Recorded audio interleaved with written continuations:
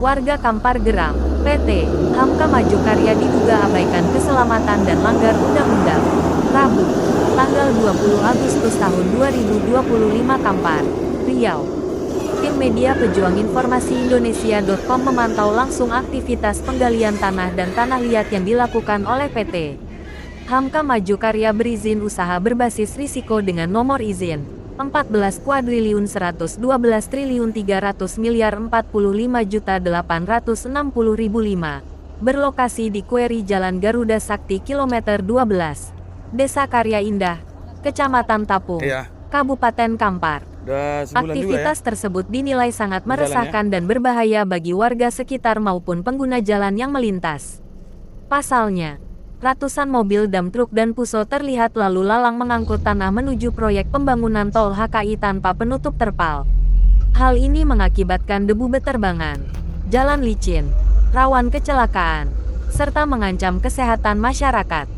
Lebih parah lagi, saat dikonfirmasi, salah seorang pekerja di lokasi tidak memahami tentang standar K3 keselamatan dan kesehatan kerja dan terlihat abaikan aturan keselamatan.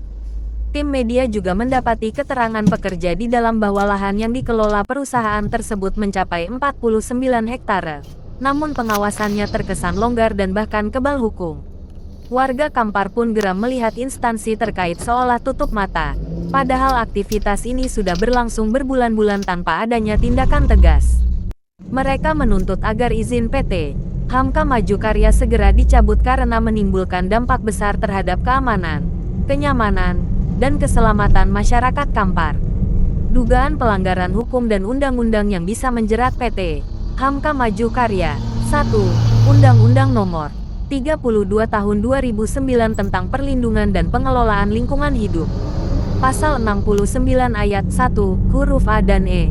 Setiap orang dilarang melakukan perbuatan yang mengakibatkan pencemaran dan atau kerusakan lingkungan hidup. Sanksi, pidana penjara 3-10 tahun dan denda 3 miliar rupiah, 10 miliar rupiah. 2. Undang-Undang Nomor 22 Tahun 2009 tentang Lalu Lintas dan Angkutan Jalan. Kendaraan angkutan barang wajib menutup muatan dengan terpal agar tidak membahayakan pengguna jalan lain. Pasal 307, pelanggaran dapat dikenakan denda maksimal Rp500.000 atau pidana kurungan 2 bulan. 3. Undang-Undang Nomor 1 Tahun 1970 tentang Keselamatan Kerja K3. Perusahaan wajib melaksanakan K3 untuk melindungi pekerja dari potensi kecelakaan kerja. Pelanggaran dapat dikenakan sanksi administratif, pencabutan izin usaha, hingga pidana. Desakan warga Kampar dan sekitarnya menuntut agar pemerintah Kabupaten Kampar dan dinas terkait segera turun tangan. Izin PT Hamka Maju Karya Nomor 14.111.300.345.860.500 dicabut.